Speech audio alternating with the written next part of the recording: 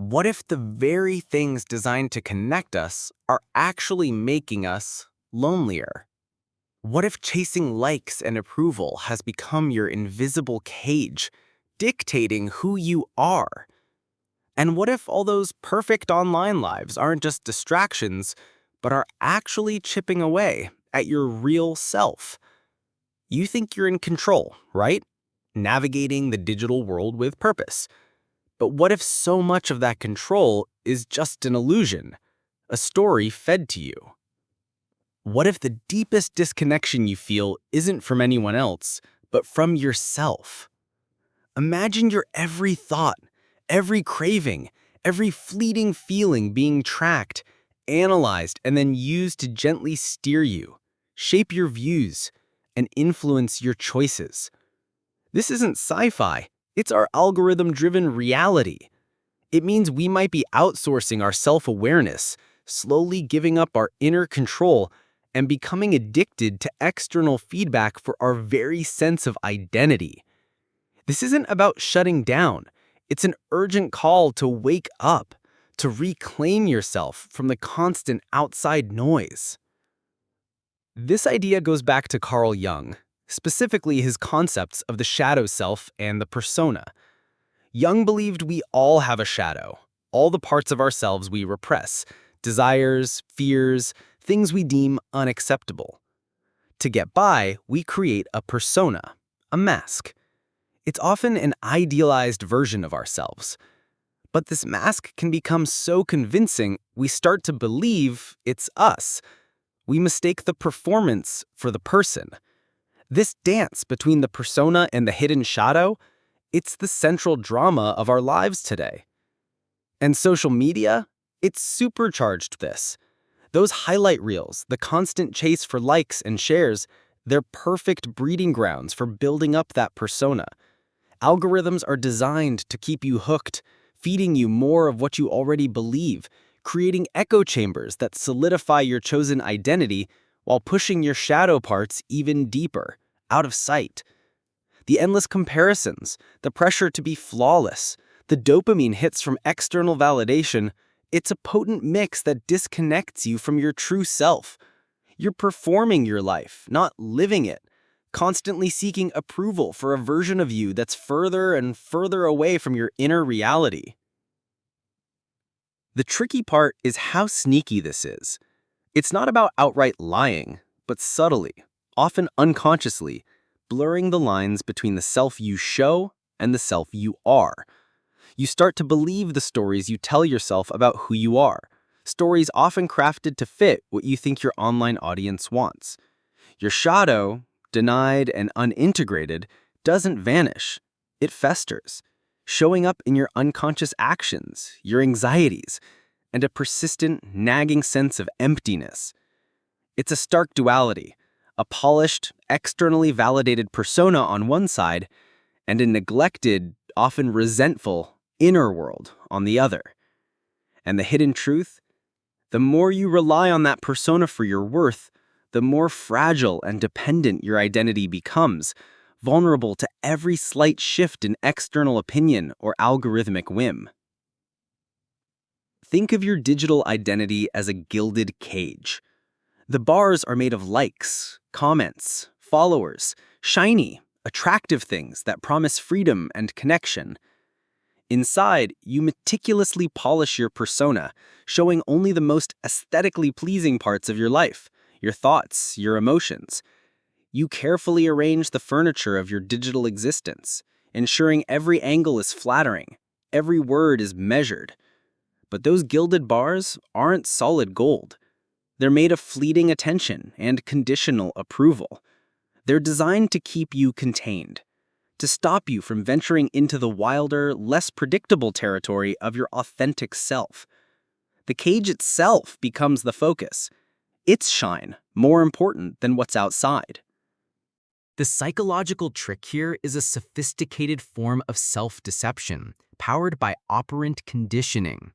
When you post something that gets positive attention, your brain releases dopamine. It creates a reward pathway.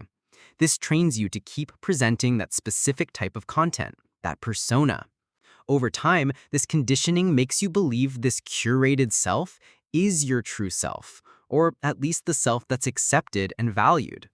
The parts of you that don't fit, your insecurities, your doubts, your less than perfect moments are actively suppressed. This isn't a malicious act, it's a survival mechanism. You learn that showing these undesirable traits leads to negative feedback, or worse, silence, which can feel like erasure online. This creates a feedback loop. The persona is constantly reinforced, and the shadow is increasingly disowned. Let's look at Anya, a graphic designer. Her Instagram is a picture-perfect tapestry of cafes, work-in-progress shots, and witty captions suggesting effortless creativity. In reality, Anya battles crippling self-doubt. She spends hours agonizing over every post, deleting and re-uploading until the image and caption perfectly match her cultivated persona. Behind the scenes, she's wrestling with procrastination, fueled by a deep fear of not being good enough. When a client offers feedback, Anya sees it as a personal attack, a confirmation of her inadequacy. She buries it deeper, presenting a calm, agreeable front. She rarely shares her struggles, afraid it will shatter the illusion. Do you ever find yourself meticulously crafting a narrative, even to yourself, that shields you from the vulnerability of your true feelings? For Anya, this creates a growing chasm between her inner experience and outer presentation, leading to anxiety, a sense of inauthenticity, and profound loneliness, even when surrounded by virtual connections. Then there's David, a software engineer. His online persona is all about calm, rational problem solving. His LinkedIn is a testament to career achievements, filled with endorsements for analytical skills and leadership. He rarely posts personal content, preferring professional distance. Privately, however, David is prone to explosive anger over minor frustrations. He suppresses his emotions so much that they erupt unpredictably, shocking his family and colleagues. He's terrified of appearing weak or emotional, believing it would harm his professional standing. He avoids discussing his feelings, dismissing them as unproductive. What happens when the pressure to maintain a stoic facade becomes unbearable and the dam of suppressed emotion finally breaks? For David, the cost is strained relationships, a constant undercurrent of tension, and a deep fear of intimacy because he believes his true emotional self is fundamentally unacceptable to others. Finally, Sarah, a university student. Her social media is a vibrant showcase of parties, outings, witty observations. She projects an image of being constantly engaged, popular, and carefree. In truth, Sarah often feels overwhelmed by social anxiety and a deep fear of missing out. She attends events she doesn't enjoy, forcing smiles and engaging in superficial conversations, all to maintain the appearance of an active social life. She avoids quiet evenings alone, as it amplifies her feelings of inadequacy and loneliness. She's addicted to the validation of likes and comments, which temporarily relieve her anxiety. Have you ever found yourself trapped in a cycle of activity driven by the fear of what might happen if you simply stopped and acknowledged your own inner state? For Sarah, this developing consequence is profound exhaustion, a lack of genuine connection despite constant social engagement, and a growing emptiness that no amount of external activity can fill. The cumulative cost of living behind these carefully constructed personas, of denying our shadow selves, is immense. It's the erosion of authentic connection, the stifling of creativity, the perpetuation of anxiety and depression, and a pervasive sense of not truly being seen or understood. You trade genuine intimacy for superficial validation, inner peace for external approval, and ultimately your own unique essence for a borrowed identity. The price of this illusion is your own vitality, your capacity for deep joy, and the very meaning you seek in your life. The path to liberation from this gilded cage isn't easy. It demands courage, vulnerability, and a willingness to confront uncomfortable truths. It requires a conscious decision to dismantle the persona and integrate the shadow, to embrace the entirety of who you are, not just the curated fragments. True freedom here isn't the absence of external influence, but the internal strength to discern and resist it, to remain anchored in your own authentic self, regardless of the external noise. True strength isn't the absence of fear, but the capacity to act, to be in its presence. So, here's your first practical step: conscious observation of the persona. What? Actively identify and observe how you present yourself, especially online. Why? Your persona is often so ingrained, you don't even realize it's there. By bringing conscious awareness to your self-presentation, you start to create a separation between the performance and the performer. You begin to see the constructed nature of your external identity. How? Spend 10 to 15 minutes each day reflecting on your recent interactions. Ask yourself, what impression was I trying to create? What parts of myself did I emphasize? What did I hide? Keep a journal. Notice the patterns in your language, your chosen images, your conversations. Challenge? Your ego will resist. You might feel shame or embarrassment as you recognize the artificiality. The urge to go back to unconscious performance will be strong. Next, intentional shadow integration. What?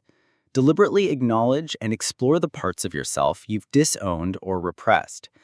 Your shadow holds vital energy and insight. By integrating these denied parts, you reclaim lost pieces of yourself, becoming more whole.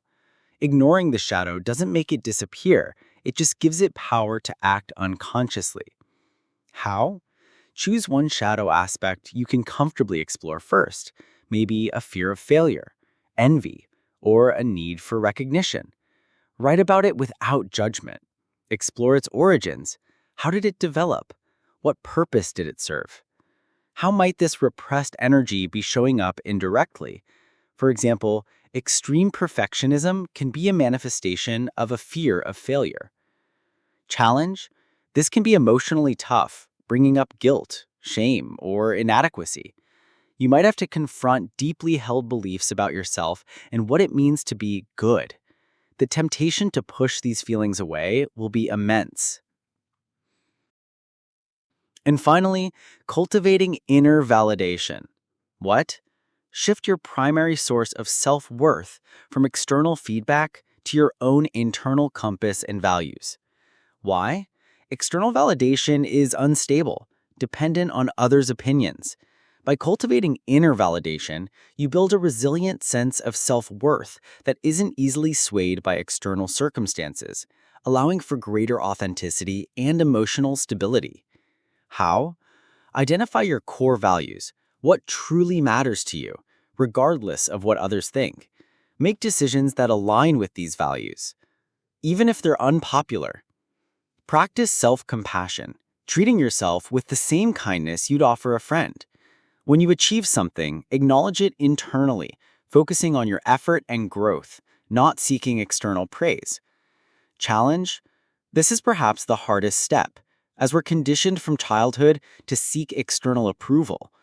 You will constantly battle the ingrained habit of seeking validation, and moments of doubt will arise. It requires sustained effort and a deep commitment to your own inner well-being. The difficulty in these practices isn't a sign of failure, but a signal of growth. Each moment of discomfort, each confrontation with your shadow, each time you choose inner validation over external approval is a brick laid in the foundation of a more authentic, more resilient self. This isn't about achieving perfection, but about embracing your full humanity, the light and the dark, the celebrated and the suppressed. So, we've journeyed through the intricate architecture of the persona, the hidden costs of its construction, and the profound liberation found in embracing your whole self. You stand at a precipice, armed with a new understanding of the subtle forces shaping your identity and the power you hold to reclaim your inner sovereignty. The choice before you is stark: to continue polishing the bars of the gilded cage, or to step out into the wild, beautiful, and authentic landscape of your own being. What aspect of your persona feels most constricting right now? And what is one small, brave step you can take today to acknowledge the truth beneath it?